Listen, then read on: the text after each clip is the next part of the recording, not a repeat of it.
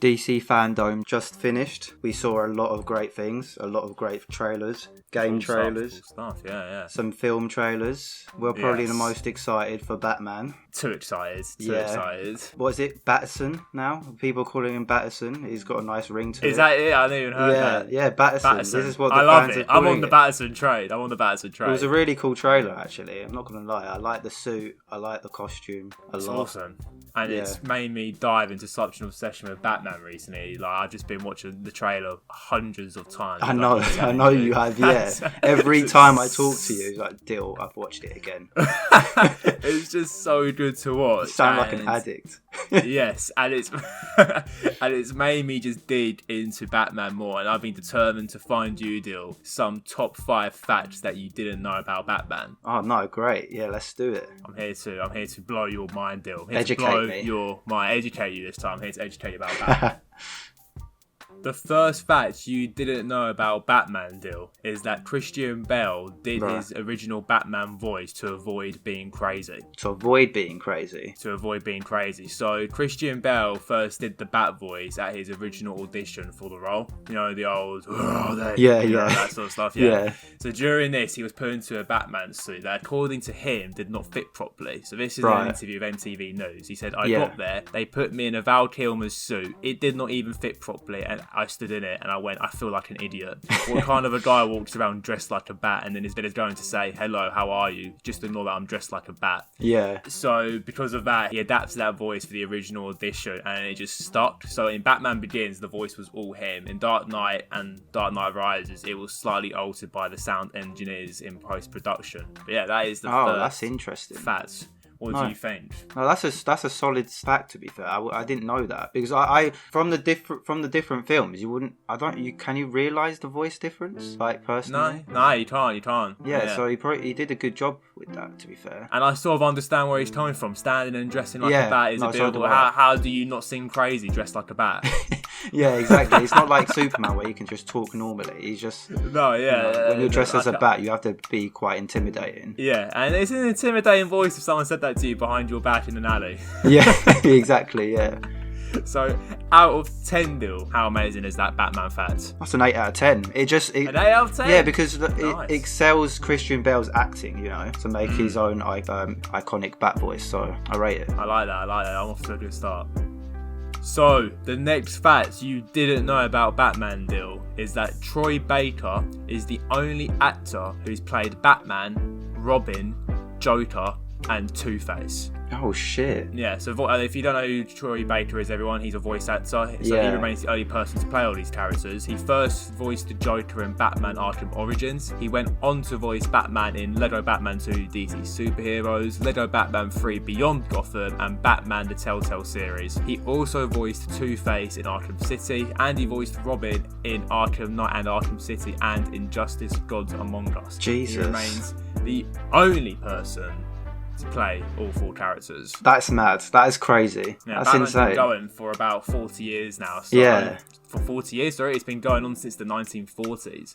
So for only one actor to play 4 roles, that's a pretty cool stat to say to someone, No, it is. Yeah, his catalogue that's a great catalogue to have. Like, because to be a voice actor, you obviously can't have your voice so recognisable doing multiple roles, and you wouldn't know when you're playing these games and watching the films. That's really cool. It must be a weird thing to do as well. Like when he must have been voicing someone like Two-Face or Joker, and he's like voicing against the Batman. He's played Batman, but then you're voicing that you're not Batman. It must be a weird thing to get into, but the fact that he's done it so convincingly, just a testament to how good of a game voice actor that he actually is. No, that's cool. It's really sick. Yeah, exactly. So I'm telling you, I'm bringing out some fantastic some great facts. So I'm impressed. Out of 10, where are you putting that one? Mr. Troy Baker playing Batman, Robin, Joker, and Two-Face. I think this is a 9. This is a 9. Yeah, this is a 9. Troy Baker is a good voice actor. We know him from a lot of games, but to do all of those roles in the Bat universe and to be so unique at the same time is great. So I'll give him praise for that. He deserves it. No, he does.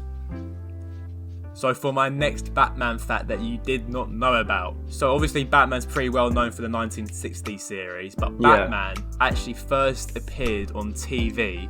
Do you know what year, Dill? No. Have a guess. Alright, I'm going to guess 1948. Not far off. Batman first appeared on TV in 1943. Oh, okay. Yeah, he debuted in a black and white 15-chapter series called The Batman. And in this, Batman is a secret US government agent, and his main aim is to defeat Dr. Daka, who is a Japanese agent who is operating in Gotham City during World War II. So it's a pretty, obviously during the time, it was a pretty, boosting up American morale at this time. Oh, okay, yeah. Why this is actually really significant, not only because it's the first time Batman features on a TV screen, it is also significant because this TV series deal actually introduced the Batcave as an underground crime lab. Oh, wow. Originally in the comics before to this point, it was just like he just had a secret tunnel between Wayne Manor and an old barn where the Batmobile used to be. Yeah. So this series, starring actor Lewis Wilson and Douglas Croft as Robin, it was very popular at the time. Spawned another 15-chapter series called New Adventures of Batman and Robin, which debuted in 1949. Yeah. And then they originally re-released it for cinema in 1965, and it proved to be so popular that it eventually laid the groundwork for the Adam West series that we all know about in the 1960s TV Batman. So this is a pretty significant TV series, and it was all the way back in 1943. That's really interesting. That's cool. Yeah, I find it very interesting fact still. Why is no one talking about it? I feel like it's more. It should be more iconic than the Adam West one. I guess the Adam West one was just what's the word? Because it's just popular, isn't it? Pop culture. I guess so. Yeah. It's hard to sort of but that's what I mean. I didn't know when I was doing my research for it. I was like, damn, it's just it's a testament to how long Batman's actually been going on for. He's been on people's screens since 1943. Yeah. No, the Batcave 77 years ago. Yeah, the Batcave is like one of the most iconic hideouts for heroes. Yeah, and you would have thought it would have been on the comics, but no. Yeah, exactly. It came from the TV. It came from this 15-chapter series. This black and white chapter series gave birth to the Batcave. Fair play to the creators. There you go. Out of 10, then, Dill, rate that. No, this is a 10. This is a 10. Yeah, because everyone thinks like the origins comes from comics, right? So when something comes from a film, or in this case was a series, right? It's just iconic. It makes it iconic because people think like the comics are the only main source. Yeah, but then it just shows that if you can do something really right, add to it, it will stick. And exactly. In this case, it's stuck in a pretty big way. When you think of the Batcave, you think of an underground crime lab, and that was all because of this TV series back in 1943. Yeah, hopefully other films will be as iconic as that as well. So for my next fact you didn't know about Batman, Dill, is that you can study the science of Batman at the University of Victoria in Canada. They started... Yeah. Yeah. Okay. Interesting. They started offering this course back in 2013, and this is from the university's website. And this is how they describe the course. Yeah.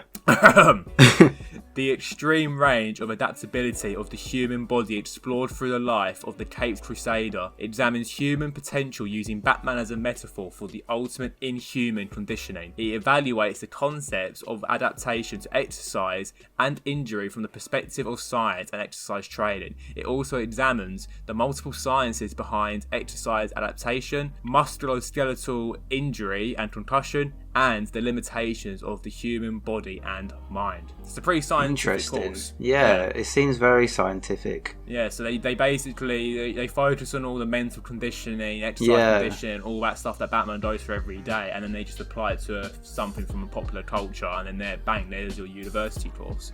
I see. How do you reckon your dad would come about if you said to him, I'm going to study the science of Batman? I think he would just thwack me, I'm not going to lie. He'll definitely slap me and be like, you're just being stupid. This can't be a thing. Kapow. Yeah, exactly. I think you'll be like, you're watching too many cartoons. You just need to relax.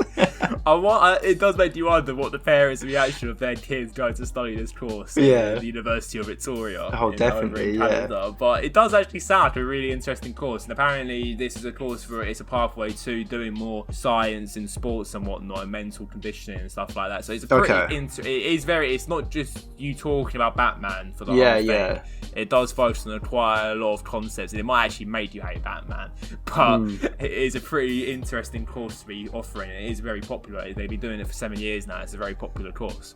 Yeah, interesting. I wonder how many people actually do it then. It can't be that many. I couldn't find that figure, but yeah, that would be a pretty cool number to find. So, out of 10, Dill, how are you rating that fact about studying the science of Batman? I'll give it a 7, just because 7. I feel like one iconic bit about Batman is just money, and you need a shit ton of money to be Batman properly. You know what I mean? Because you need someone like Lucius Fox to be like, I'm built this suit, and it's like, I don't know, like £1 million. You just can't. Not everyone has that privilege, Lou. You know, you can't just be Batman without a Lucius Fox or your Wayne Enterprise. That's true. So my final Batman fact you did not know about, Dill, is this. It costs $682 million to be Batman. Oh shit. No, that's a lot of money. It's a lot of moolah, as you just mentioned in the last video. You need quite a bit of resource, and this is how much resource you actually need. So this was put together for moneysupermarket.com, weirdly enough. But they put together that maybe they were doing some insurance little thing, I don't know. Oh yeah. But they were putting together the total cost. So here's a bit of a breakdown for you, Dill. Right. It costs $1 million for the custom graphite cowl. It cost about $18 million for the tumbler. $1.5 million for the Batpod bicycle thing. Alright, yeah. $60 million for the helicopter bat thing. I don't know what it's called, the bat heli. It cost $600 million for the construction of Wayne Manor and the Batcave, with the addition of $37,000 to it to run, and around about $200,000 plus for Alfred as a butler and the estate manager. All the weaponry costs around about $213,000, and there's you need to spend another $500,000 for special firearms training, and you also need to spend another $500,000 for military pilot training, and then if you still have money left over, you need to spend another $500,000 on engineering degrees to get to that level of Batman knowledge that you need. And so all in all, $682 million to be Batman, Dill. That's a bit crazy. Did you say like it was $1 million just for the cow alone? Yeah, the custom graphite. Yeah, that's ridiculous. Yeah, that is mad. I mean, fair enough. Like you see all these superheroes with like super strength, with like, you know, they can stretch their limbs and stuff like that. Yeah, you need to compensate. You know, you need to compensate and the only way to compensate is fucking money. And unfortunately, you need money to be the best. Batman. Yeah, exactly. To be the best. I think when I was doing this as well, I think in the comic book lore, they did like a little value of their worth, and I think Batman clocked in around about $9 billion. So wow. I mean, in the grand scheme of things, with billionaires these days, it's not actually that much, you know. Bill Gates could be Batman 20,000 times, not 20,000 times, but he could be Batman quite a few times over. You know? So imagine if you had little Bill Gates flying around as Batman. Bill Gates. He's smart enough to be Batman, I reckon. He is a good Batman, he is, but he doesn't have the training, Lou. You know, he doesn't have the training. He could get it $500,000. Oh, that's true. For military pilot training, you know. So there you go, Dill. If you ever want, if a kid ever comes up to you and like, Dill, I want to be Batman, you'd be like, sure thing, bud. You just need to become a very, very rich person. Basically, yeah. Or we just hope that you get dropped into a vat of nuclear waste and get special powers like that. That's probably more likely to give you powers, but don't do that. Don't do that. Don't do that. So, out of 10, Dill, where do you rate that final fact? This is another 10, I think. Another 10? Yeah. I'm giving you the financial breakdown to become Batman. Because you never think about it, do you? You never think actually how much all of this stuff costs. Like even the electricity bill of running the Wayne Manor. 37k. And the Batcave. That's a big bill. Alfred's a big bill as well. He's on a nice he must be on a nice pension. He's on $200,000 plus a year. Yeah. So even his wage alone is not cheap. True. It's an expensive gig being Batman. No, it is. It just shows it really is a crazy guy in a batsuit beating people up. What's it? I am vengeance. I am vengeance.